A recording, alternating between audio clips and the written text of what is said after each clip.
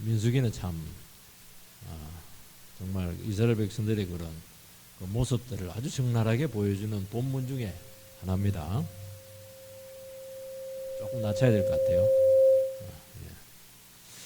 우리가 세상에서도 인생을 하려면은 배척을 받아보고 배신을 당해봐야 된다.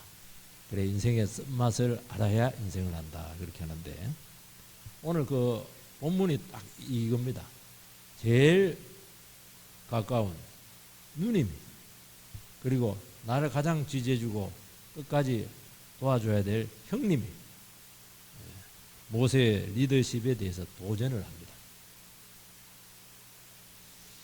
모세의 그런 약점을 공격을 하고 모함해서 모세의 길을 꺾어서 그렇게 너만 리더하냐? 우리도 리더다 이리 하면서 자기 자신의 영향력을 높이려고 한 참 이 보면 영적인 세계도 그런 것 같아요. 가족이잖아요. 형님이고 모세가 써준 거잖아요. 미디안 같은 경우도. 그래도 이게 오래 같이 하다 보니까 이게 이런 이제 교만한 모습들이 나타난 겁니다.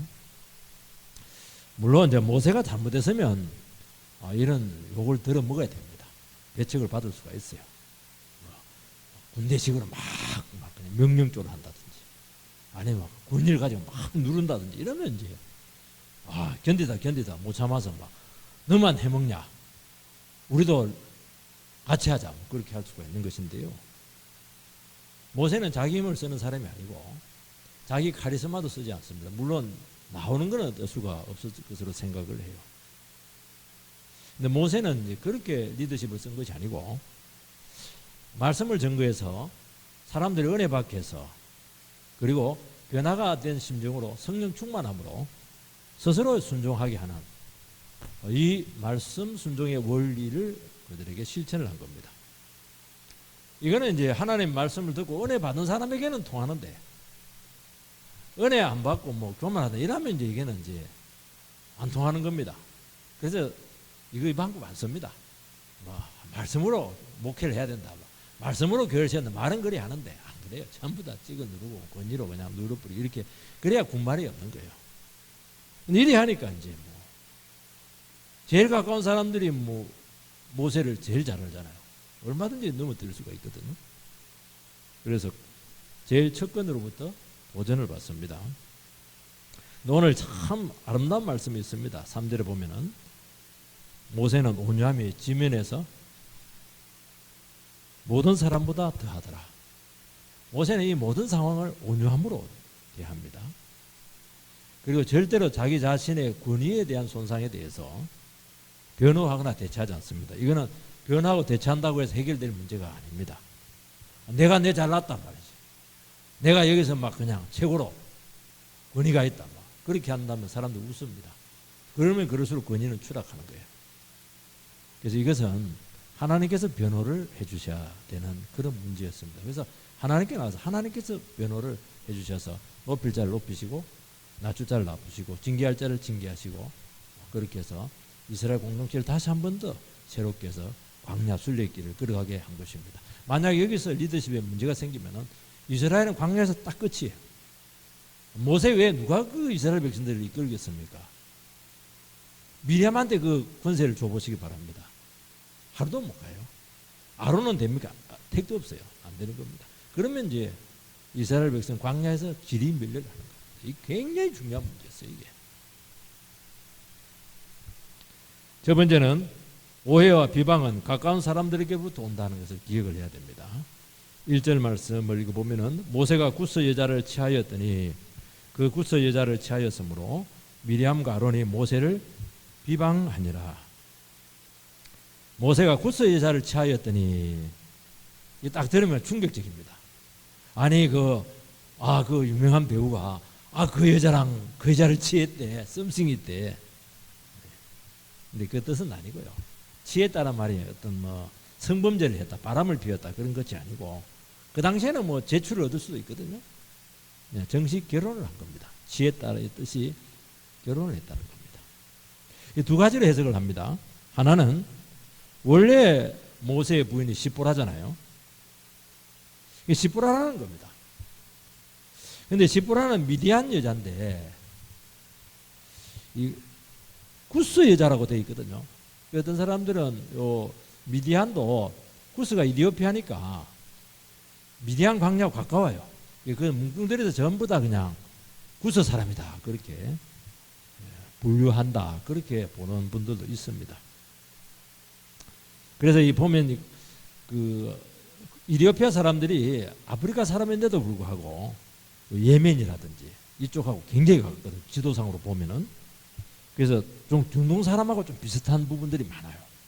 아주 껌둥이라는 게 미안, 흑인은 아닙니다. 근데 아무리 그렇기로서니 시보라와 결혼한 게 모세가 도망가서 40살 때 결혼했고 지금 모세가 이끌어온 게 80년 넘었을 텐데 40년 지난 문제를 지금 꺼낼 이유는 사실은 없는 겁니다. 사리에 맞지가 않아요. 두 번째는 시보라가 일찍 죽고 모세가 새 장가를 들었다는 겁니다. 아니 그러면 새 장가를 들면은 이스라엘에 많은 여자들이 있는데 왜 하필이면 피부도 음은 구스 여자와 결혼을 하느냐? 그에 대한 배경이 본문에는 설명이 되어 있지 않습니다. 보니까 제가 연구를 하면서 보니까 야사에는 좀 설명이 되어 있는 게 있어요. 야사.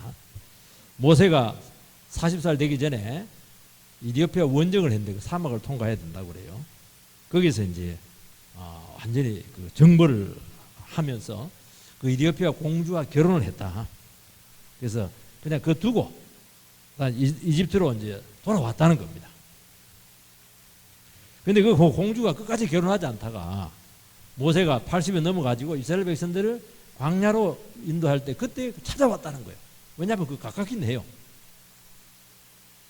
그리고 지금은 이디오피아가 작은 나라일지 모르겠지만은 그 당시에는 이디오피아가 굉장히 막강했습니다. 그래서 사도행전 8장에 보면은 이디오피아 그 내시가 예루살렘에 와가지고 병거 타고 가잖아요. 굉장히 그 힘 있는 나라였어요. 이집트가 점령하지 못한 나라가 에티오피아였습니다. 그렇다면 수절한 그 여성을 같이 옛날에 결혼했기 때문에 그 받아주는 건 당연하지 않겠는가? 그건 야사니까 믿거나 말거나. 근데 제가 봤을 때는 그것보다는 이스라엘 백성들이 출애굽을 할 때 이집트는 미국처럼 전 지역에 포로 잡혀온 사람들이 거기 득실거렸어요. 왜냐하면 그게 전부 다 노예들이니까. 이스라엘 백성들만 출애굽에 나온 것이 아니고 수많은 이방족들이 같이 따라 나온 겁니다. 왜냐하면 이집트에 있는 것보다는 따라 나가면 젖과 꿀이 흐르는 땅이라고 했으니까 낫겠다는 거예요. 혈통은 이스라엘 백성이 아니지만은 그들 중에 대부분이 따라 나온 이유는 대부분은 하나님을 믿었고 또 이스라엘 백성들은 할례를 행하면 피부와 민족과 아무 상관없이 다 유대 교인들로 받아줘요. 우리가 세례 받으면 피부 색깔 없이 다 공동체로 받아주듯이 똑같아요. 하나님 백성이라는 겁니다. 그러니까 하나님 믿지 않는 이방족속하고 결혼한 것은 문제가 있지만 율법적으로 봤을 때 이스라엘 공동체 안에 포함된 사람이기 때문에 이디오피아 사람일지언정 율법적으로 하자가 없다는 겁니다. 근데 본문은 이 결혼이 왜 잘못되었는지 미리암과 아론이 이 결혼을 왜 비난하고 나왔는지 그 이유를 말하지 않습니다. 그 더 중요한 것은 하나님께서 끝까지 모세를 두둔한다는 거예요. 하나님은 죄는 용납할 수가 없는데 모세가 잘못했으면 물론 모세의 권위 때문에 공적으로는 미리암과 아론 앞에서는 모세를 이렇게 인정을 해주고 그렇게 할지 모르겠지만 개인적으로 반드시 불러서 그에 대해서 책망을 하고 징계를 내렸을 겁니다. 근데 그러지 않아요. 끝까지 하나님께서는 모세를 세워줍니다. 그러니까 구스 여인을 취할 수밖에 없는 그 속사정이 있었다는 것을 그 누님하고 형님은 몰라도 하나님은 아셨다는 겁니다. 그러니까 가까운 사람이 다 이해를 못할 수가 있는 거예요. 하나님께서는 항상 정직한 자의 편에 서셔서 그 위로를 합니다. 그게 너무 감사한 것 같아요. 우리 다 속사정 모르거든요. 다 설명할 수도 없거든요. 그러니까 막 비난하고 나왔다고 하는 것은 충분히 모세가 상의하지 못한 부분이 있었다는 거예요. 또 반대를 했을 수도 있고. 그래도 할 수밖에 없는 그런 상황인데 하나님께서는 항상 정직한 자야, 선한 자의 편에 서셔서 지지해 주시고 의뢰해 주신다는 겁니다. 그리고 억울함을 반드시 하나님께서는 신원하여 주신다는 것입니다. 우리가 신앙생활을 이렇게 하다 보면은 여러 모양으로 공격을 받습니다. 오해도 많이 받습니다. 애매하게 고난도 많이 받습니다. 아니, 나를 이렇게 오해하고 나에게 나쁜 소문을 내기도 하고 루머를 퍼뜨리기도 하고 그렇게 해가지고 막 소문에 휩싸여가지고 많은 어려움을 겪을 때도 있다는 겁니다. 이런 일들은 멀리 있는 사람들에게서 오는 건 아닙니다. 나와 상관없는 저기 뭐 전라도 광주에 있는 사람이 나한테 그런 말 하지 않아요. 가까이 있는 사람들이에요. 잘 아는 사람을 통해서 온다는 겁니다. 그러니까 우리는 가까운 사람들이니까 친척이고 형제고 같은 성도고 이렇게 하다 보니까 막 이런 오해가 퍼지고 루머가 퍼지고 저 인간은 저 믿을 인간이 안 돼. 쏘갔네. 사람이 저럴 줄 몰랐다고. 막 그렇게 할 때 막 활짝 미치고 펄쩍 뛰게 될 수밖에 없어요. 부부 간의 관계에 있어서 정말 그 아내의 눈물을 흘리게 하고 아프게 하는 사람들은 옆집 아저씨가 아닙니다. 옆집 아저씨가 눈물을 흘리게 하면 그건 조사해야 돼요. 큰일 날 문제입니다. 남편이에요, 남편. 정말 그 엄마를 속상하게 하고 화나게 하고 저것도 인간이가 그렇게 미운 존재가 옆집 아이가 아니에요. 내 자식이에요. 가까운 사람이라는 거예요. 여러분, 우리를 아프게 하고 시험 들게 하는 사람은 분당 우리 교회에 있는 그 위대한 목사님도 아니고요. 자기 교회에 있는 목사예요. 제일 가까운 사람이에요. 그걸 이상하게 여기지 말라는 겁니다. 아내 왜 저 집은 신방을 가는데 오지 말라 하는데도 신방을 꾸역꾸역 가는데 우리 집은 뭐 오라 해도 막 1년 내내 막 신방도 안 하고 전화도 안 하고 말이죠. 우리 목사님은 차별대우 하는가 봐. 저 본인만 그런 게 아니고 막 소문도 내기도 하고 그럴 수도 있는 거예요. 그 심정을 누가 어떻게 알겠습니까? 그리고 말 하나하나에 행동 하나하나에 어떤 때는 심지어 눈빛 하나 가지고 인사를 했는데 막 외면을 했다는 거예요. 인사를 안 받고 그냥 이렇게 갔다는 겁니다. 근데 목사님도 막 자기 문제에 빠질 수 있거든요. 심각한 문제가 있어가지고 해결 안 되는 문제가 있어서 막 다른 사람 눈에 안 들어올 수도 있는데 본인 입장에서는 나를 외면했다. 목사님 나를 굉장히 싫어한다. 나가기를 원한다. 그렇게 얼마든지 오해를 받을 수가 있는 겁니다. 다른 교회 목사님이 그렇게 하는 건 아무 상관이 없어요. 나를 가장 잘할 것 같고 믿었던 사람들에게 우리는 다 상처를 받고 이런 아픔을 겪기도 하고 배척을 당하기도 하고 그렇다는 거예요. 오늘 이 말씀은 무엇을 이야기하냐니까 그건 당연하다는 거예요. 그 위대한 모세를 잘 배척한 사람이 형님이에요. 특히 누님이에요. 누님은 무조건 지지해 주는데 누님도 보통 누님이 아니에요. 이런 있을 때 상처받을 게 아니고 그건 당연하다는 거예요. 그럴 수 있다는 거예요. 먼 사람이고 나와 상관이 없으면 관심이 없으면 절대 그런 일이 일어나지 않아요. 얼마든지 그럴 수 있다는 거예요. 그 애 안에서도 얼마든지 그런 일이 일어날 수 있다는 거예요. 중요한 것은 이런 일이 났을 때 우리가 이 문제를 어떻게 처리하는가 하는 것이 중요하다는 거예요. 두 번째는 이 설교권에 대해서 도전을 하고 있습니다. 2절 말씀을 읽어보면 그들이 이르되 여호와께서 모세와만 말씀하셨느냐 우리와도 말씀하지 아니하셨느냐 하며 여호와께서 이 말을 들으셨더라. 하나님께서는 웬간한 말은 잘 안 듣는데 여호와께서 이 말을 들으셨다는 말은 굉장히 중요한 말이에요. 이런 말은 절대로 해서는 안 된다. 하나님께서 모세와만 말씀한 것이 아니고 우리와도 말씀했다는 거예요.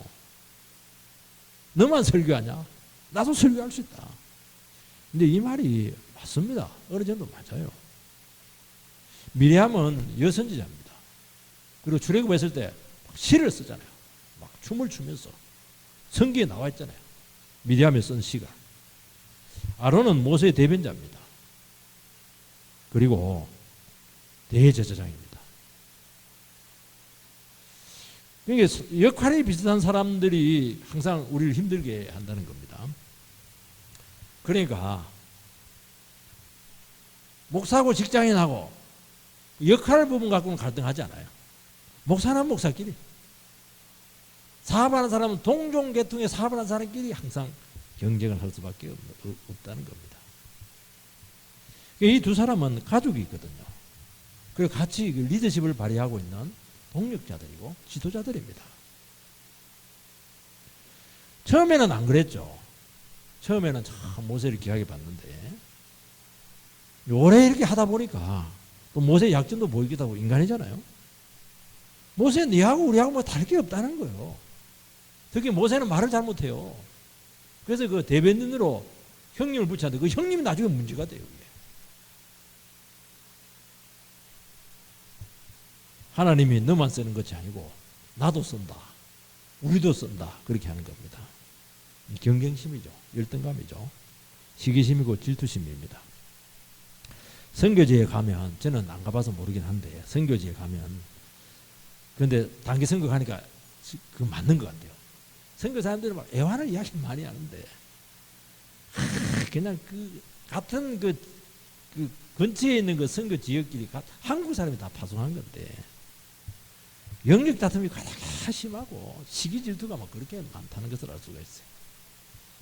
그리고 막 후원을 더 받기 위해서 막 옆에 있는 그 선교사, 상대 선교사한테 막 비난을 하기도 하고, 자꾸 양쪽에 다 비난하다 보니까 후원하는 쪽에서 이게 아무데도 후원해주기 싫다는 그런 말을 한다는 거예요. 얼마나 귀한 일입니까? 다 버리고 아무것도 의지하지 할 수 없는 곳에 후원도 받지 못하고 자녀도 그냥 어려운 그 처지 가운데 그 귀한 일을 하는데도 불구하고 선거보다도 더 어려운 게 서로를 인정하는 게 그렇게 어렵다는 거예요. 참 이게 우리가 겪어야 될 문제라는 것을 알 수가 있어요. 이 두 사람이 노린 것은 가장 중요한 부분을 건드린 겁니다. 다른 걸 안 건드렸어요. 그러니까 결국에는 이제 결혼의 문제를 가지고 건드렸지만 결국에는 제일 중요한 게 말씀권이잖아요. 설교권입니다. 우리들도 하나님께로부터 말씀을 받았다는 겁니다. 나중에 주님께서 이 부분에 대해서 이제 변호를 해주시는데 그 말은 맞다는 거예요. 너희들 말씀을 받았지만 모세하고 너희들하고는 말씀의 무게가 다르다는 겁니다. 우리가 아무리 말씀을 하지만 예수님은 하나님의 품속에 있었던 분이시잖아요. 예수님의 말씀의 무게하고 설교자의 무게하고는 다르죠. 당연히. 하나님께서는 모세를 세워서 다스리게 했습니다. 미리암과 아론에게는 그런 권한을 주지 않았습니다. 모세를 잘 보필하는 거예요. 모세가 부족한 부분이 있으니까 대변인이 돼서 좀 말을 좀 잘못하더라도 네가 의사를 전달을 정확하게 해서 백성들에게 하나님의 말씀이 더 잘 전거되도록 해라는 거예요. 미리암으로 하여금 모세는 아무래도 남자니까 여성들이 많지 않겠어요. 여성들을 좀 잘 이끌어서 같이 하나 되게 하고, 여자들도 말이 많으면 문제가 많거든요. 말 못하게 하고 이렇게 해가지고 신뢰하게 하고 하나 되게 하고 만들어가지고 공동체를 잘 세우라는 것이거든요. 싸우지 말고. 얼마나 귀한 일입니까, 여러분? 하나님 나라를 어떻게 혼자 세울 수 있겠어요? 못 세웁니다. 날고기도 못 세워요. 전부 다 이렇게 같이 협력을 해야 되는 것이고 도움의 손길들에 의해서 이루어지는 것이지, 그 위치에서 최선을 다하면 상이 똑같아요. 도리어 상을 더 받을 가능성이 더 많다는 거예요. 목사는 어차피 그 일을 해야 되는 거니까 너 월급 받아가면서 말이지, 존경 받아가면서 그 일을 하면 뭐 할 거냐. 안 하면 이제 우리는 매 맞아요. 굉장히 매를 심하게 받습니다. 그런데 성도님들은 안 해도 되는 부분들이 많거든요. 그런데도 뭐 돈 갖다 바치고 시간 갖다 바치고 어려운데도 예배 나오고, 이거는 다르다는 거예요. 상이 더 크다는 거예요. 상 받을 위치에 더 있다는 거예요. 왜 그 드러난 일만 가지고 네가 중요하니 내가 중요하니 왜 그렇게 판단하냐는 거예요. 하나님께 굉장히 그 부분에 대해서 이해를 못한다는 겁니다. 왜 너의 위치에서 만족하지 않고 모세의 자리를 탐하고 시기하고 질투하는 거예요. 그거는 내가 아니라는 겁니다. 우리는 죄인이라 가지고 하나님께서 세운 질서에 순종하는 것이 쉽지가 않아요. 세상에는 이제 네 가지 리더십이 있거든요. 민주적인 리더십이 있고, 카리스마적인 리더십이 있고, 가부장적인 리더십이 있고, 자유방임적인 리더십이 있어요. 민주적이라고 하는 건 다수의 뜻을 우선시하는 건데, 교회는 뭐 다수결을 이렇게 한다. 물론 다수결을 해야 될 때도 있어요. 그래서 다수결보다 훨씬 더 중요한 것이 하나님의 뜻이에요. 카리스마는 개인의 은사와 능력과 권위로 다스리게 돼야 되는데, 그 다스리는 그 아무리 카리스마가 뛰어나도 인간입니다. 하나님을 대신할 수는 없어요. 이 우리나라는 가부장적인 이 리더십을 많이 쓰고 있는데, 가부장적인 리더십은 아버지와 자식 간의 관계가 와도 같아요. 아버지가 자식의 모든 걸 책임지거든요. 그러면 자식은 아버지에 전적으로 충성하는 겁니다. 그런데 문제는 이 충성이 아버지에 대한 충성이지 하나님께 대한 충성이냐는 거예요. 이 부분을 점검이 굉장히 돼야 되니까 한계가 참 많다는 거예요. 자유방임적이라고 하는 것은 지도자가 모든 걸 다 하지 않고 권한을 과감하게 위양을 하고, 위양한 그 부분에 대해서 책임을 묻는 겁니다. 그러니까 마음껏 할 수가 있어요. 위임을 받아가지고. 그런데 마음껏 한다는 것은 잘못 나갈 가능성이 굉장히 많은 거예요. 그러면 자기 영역이 생겨버리게 되면은 그 자연스럽게 개입을 해서 지도하기가 굉장히 어려울 수가 있는 겁니다. 이게 뭐냐니까 네 가지 리더십입니다. 모세의 리더십은 말씀 중심의 리더십이에요. 말씀의 권위로 이제 다스리는 것입니다. 말씀이 이제 중심이 되면은 인간적인 것이 이제 들어오거나 인위적인 타협의 여지가 없습니다. 하나님 뜻입니다. 하나님 말씀을 듣고 각자가 말씀의 은혜를 받아서 변화된 심령으로 자발적으로 순종을 하는 겁니다. 은혜를 못 받을 가능성이 많아요. 그럴 때는 이제 순종이 안 되는 겁니다. 그 변화될 때까지 기다려야 돼요. 끝까지 안 변할 수도 있는 거예요. 그 하나님께서 그 부분에 대해서 손을 써야 된다. 그리고 하나님 말씀의 뜻이 나타났기 때문에 하나님 말씀이 아닌 것에 대해서는 이것은 타협의 여지가 별로 없어요. 자칫하면은 그 하나님 말씀에 대한 가치나 여기에 대한 하나님 뜻에 대한 이런 순종에 대한 이 부분에 대해서 분명치가 않으면은 결국에는 어떻게 하냐니까 모세가 네 혼자 다 한다. 독재한다. 말씀의 권위로 독재한다. 이렇게 또 사람들은 생각을 할 수밖에 없는 겁니다. 그러면 어떻게 되냐? 네가 다 하고 아론인 형님이 나와 누님인 나는 뭐냐? 허수아비냐? 자존심이 상하는 거예요. 이게 바보 같은 느낌이 들 때가 참 많아요. 그게 얼마나 그 성경에 오늘 그 새벽에 우리 서목사님께서 말씀했는데 예수님께서는 섬기라는 거예요. 인정받을 생각하지 말고 안전하게 낮추어서 섬기라는 겁니다. 그러지 않고서는 절대로 이 원리를 구해내낼 수가 없어요. 우리가 영광받고 하나님께서 보상받는 것은 하나님 손에 달려있는 겁니다. 그럼 문제는 뭐냐니까 한 번 복종으로 끝나는 것이 아니고 계속 영원히 그 자리를 함께 해야 된다는 거예요. 세상은 확 뒤집어지거든요. 근데 하나님 나라는 잘 안 뒤집어져요. 이게 계속 묶여서 가는 거예요. 이게. 물론 하나님의 때가 되면 또 새로운 영역을 넓히고 이렇게 하면 얼마든지 그래 할 수 있지만 그런 게 끝까지 겸손한 마음으로 가야 된다는 거예요. 여러분 말씀의 리더십은 하나님의 말씀이 선포되고 은혜 받아서 변화된 심령으로 순종하고 같이 가는 것입니다. 은혜가 없고 말씀으로 다스리지 않으면 세상에 답답한 거예요. 그렇게 힘들어질 수밖에 없어요. 왜냐하면 하나님의 말씀이라고 하는 것은 인간적인 여지를 점점 없애는 것이거든요. 결국에는 이제 설교권을 흔들 수밖에 없고 말씀을 약화시켜야 인본적인 요소가 나오거든요. 인간의 소리를 자꾸 이렇게 찾는다는 거예요. 그리고 막 여기만 막 이 교회만 말씀이 있나 말이죠.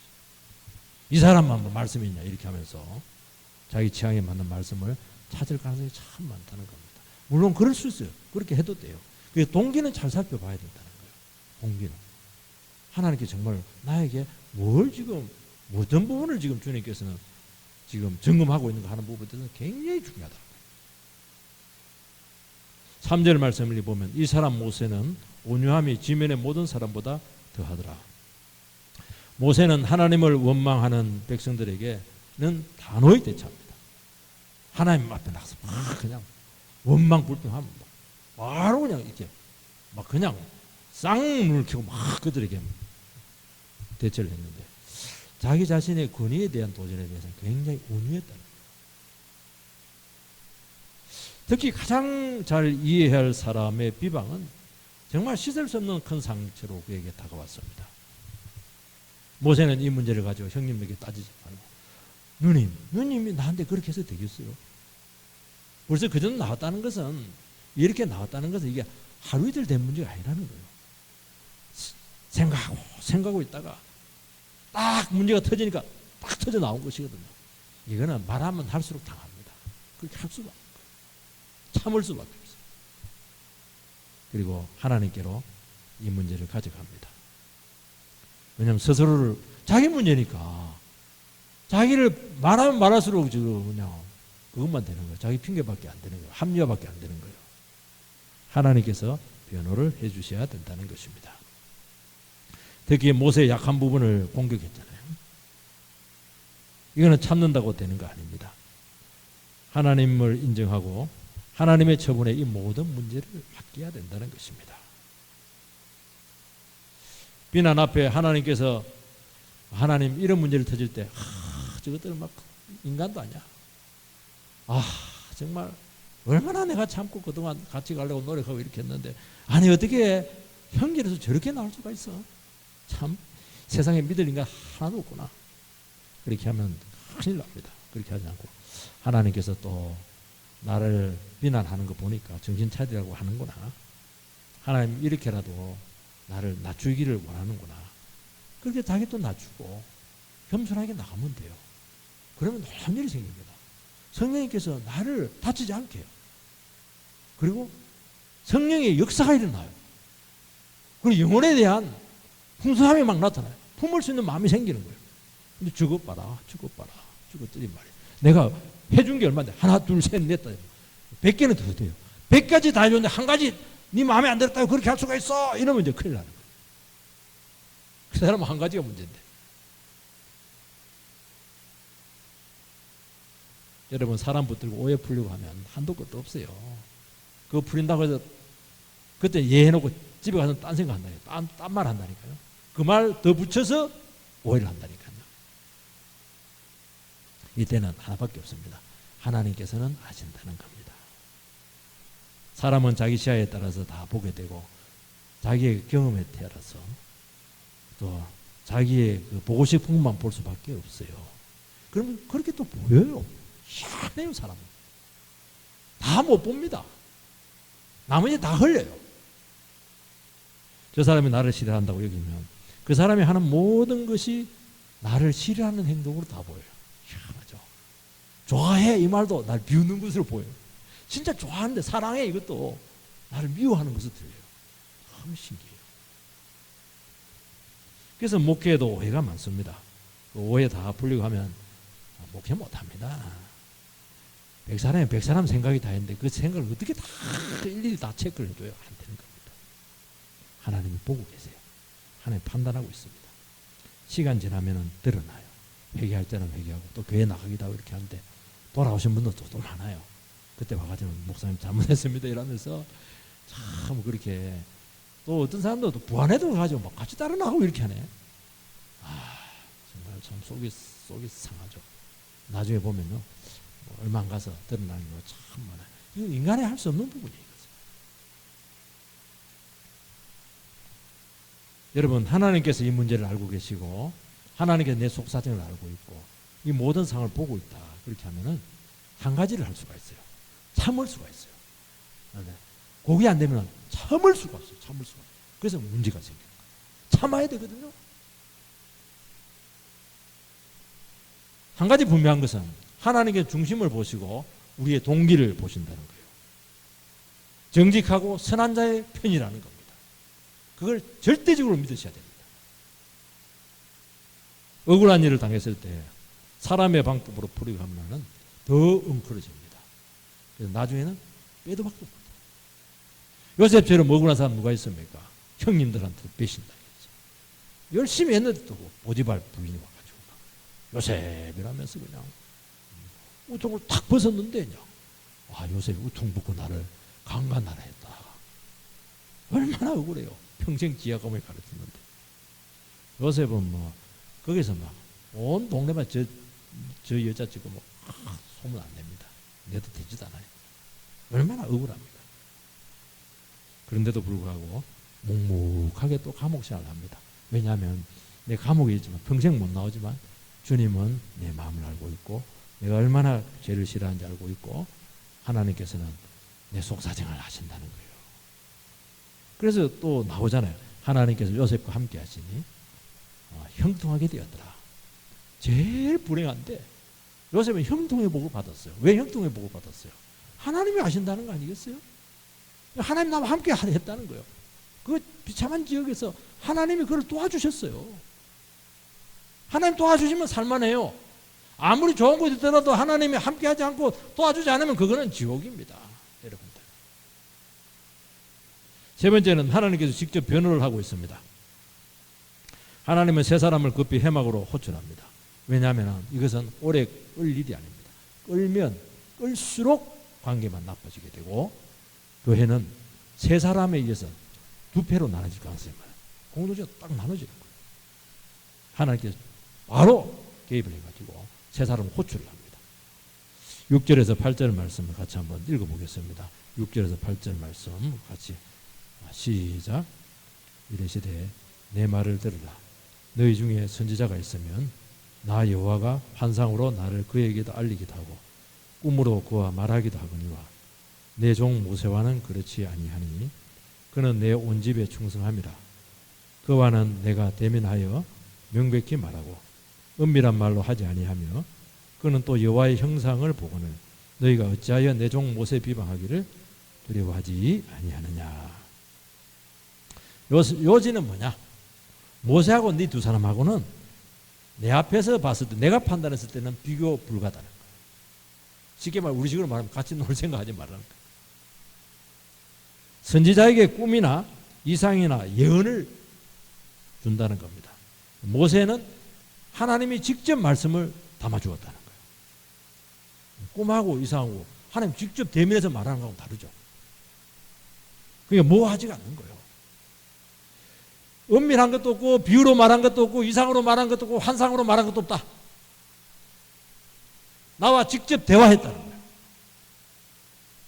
그는 하나님의 형상을 봤다는 겁니다. 그러니까 너희들하고는 다르다는 거예요. 말씀의 은사와 무게와 깊이가 하늘과 땅 차이다 하는 것입니다. 쉽게 말해서 모세는 선지자 이상이다는 거예요. 모세는 그 말이 맞아요. 히브리서에 보면은 항상 모세하고 예수님을 비교합니다. 예수님보다는 못하지만 인간으로서는 예수님과 비교한 사람 모세밖에 없어요. 예수님은 하나님의 아들인데 모세는 하나님의 집의 청직이다 그렇게 얘기하는 겁니다. 급수가 달라요. 급 다르지만 그래도 예수님하고 비교된 사람이에요. 사람은. 중보자죠. 중보자 역할을 했다는 거예요. 하나님께서는 우리 같이 협력하는 동력자들, 같이 믿음 생활하는 그런 사람들 얼마나 귀합니까? 사이좋게 사랑하면서 인정하면서 질서 있게 그렇게 하나 되어서 걸어가는 거, 형제 자매의 관계로 걸어가는 거 너무너무 좋았어요. 절대로 인간적인 차이를 절대로 부각시키잖아요. 그러나 교만하거나 하나님의 질서를 부정하면은 하나님이 딱 나서가지고 딱 밝혀줍니다. 니하고 달라. 정체성을 딱 드러냅니다. 왜 그런 정체성을 다 하려고 그래요?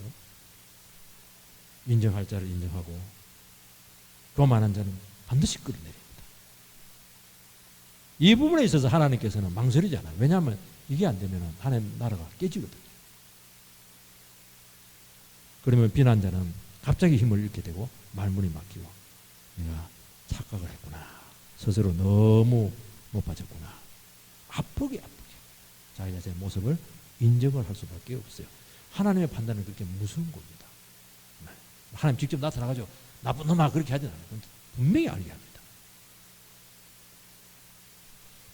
협력하고 동력하고 같이 믿음 생활을 하지만은 하나님이 세운 모세를 진실로 인정하라. 모세처럼 헌신되고 주님께 충성된 종이 있었느냐? 그 얘기를 하고 있잖아요. 너희들의 인간의 잣대로 비방하지 말라는 거예요. 사람들은요, 같은 공간에 오래 같이 있으면은, 같이 이렇게 막 하고 이렇게 하면은 스스로 같다고 이렇게 생각을 합니다. 주님은 각자의 중심을 다 아십니다. 모세가 그 자리에 오른 게 시험 쳐서 올랐어요. 하나님께서 그 자리에 있을만 하니까 그 고생한 40년 동안 광야에서 고생한 모든 걸 다 버리고 죽기 살기로 고생한 그 사람을 세웠잖아요. 세우기 싫은데 세웠잖아요. 그 믿음을 아시고 주를 위해서 얼마나 버리고 낮췄는지 주님은 다 아신다는 겁니다. 근데 너희들이 단지 한두 가지 행동으로 그것도 분명치 않는데 기다렸다는 듯이 비난하고 판단하고 그건 안 된다는 거예요.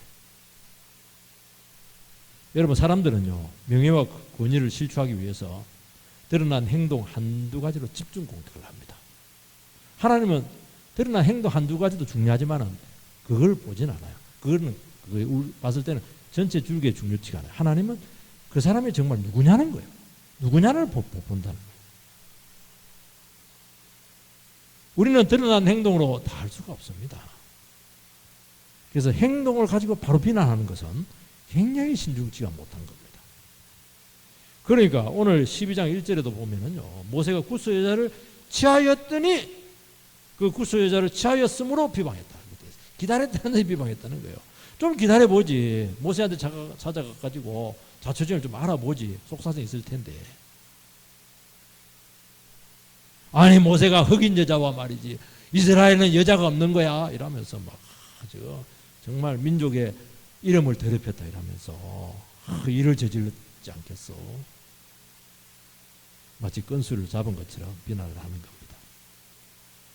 하나님은 중심을 보십니다. 그러면서 뭐라고 말합니까? 모세처럼 온유한 자가 없다는 거예요. 온유한 자가 없어요. 그 말은 뭐냐니까, 모세는 온유하기 때문에 자기를 주장하지 않아요. 하나님께서 주장해 준다는 걸 믿었기 때문이에요. 자기를 주장하지 않으니까 사람들은 아유, 배알도 없네 이러면서 막 무시했다는 겁니다. 무시하지 말라는 거예요. 충성스럽기가 어떤 선지자보다 낫다는 겁니다. 그러니까 그러면 우리는 어떤 문제가 이해할 수 없는 문제가 있을 때 기도해 줘야죠. 기도해야지 자기가. 모세가 지금까지 걸어온 걸 봤을 때는 그런 사람이 아닌데 왜 이해할 수 없는 행동을 할까? 뭐가 사정이 있겠지. 뭔가 이유가 있을 거야. 조금 그렇게 못하냐는 거예요. 신중한 자세를 취할 필요가 있지 않겠냐는 거예요. 묻기가 좀 거북하면은 좀 기도하고 한 달만 지나보세요. 다 드러나요. 그런데 뭐 스스로 속단하고 비난하고 그렇게 하니까 하나님께서 참을 수가 없어요. 하나님 직접 나서서 교통정리를 해줘야 되잖아요. 난리가 나요. 교통사고가 나니까. 여러분, 우리가 사람에게 실망하고 상처받는 이유는 가장 잘 아는 사람이 저런 말을 어떻게 하고 이렇게나 내 마음을 모르고 소문내고 다닐까. 다른 사람은 그래도 되지만은 너는 그러면 안 되는데 그게 너는 그러면 왜 안 돼요? 그게 인간인데요. 그런 일 얼마든지 생깁니다. 이해해야 됩니다. 그거. 상처받지 말라는 것입니다. 사람은 평생 함께해도요, 그렇게 죽고 못 살고 그렇게 해도요, 하루아침에 마음이 싹 바뀝니다. 아무것도 아니에요. 한두 가지. 지 마음에 안 든다는 거예요. 얼마든지 어긋날 수 있어요. 저는 그런 거 많이 봤어요. 저도 마찬가지였고 그럴 수 있는 거예요. 내가 아는 그 사람이 아니죠. 실망하는 겁니다. 실망할 거 없어요. 아직 안 드러난 거예요. 정말 몰랐어요. 그 사람은. 그 사람도 나를 몰랐던 거예요. 우리는 가장 가까운 사람이 엉뚱한 이야기 할 때 기억해야 됩니다. 아직도 이분은 나를 모르고 있구나. 자기와 같은 줄 아니까 상처를 받고 실망을 하고 아유, 믿을 인간 없구나. 뜯어치워 버리자. 그렇게 하는 겁니다. 내가 나를 알면 내가 왜 하나님을 믿어요?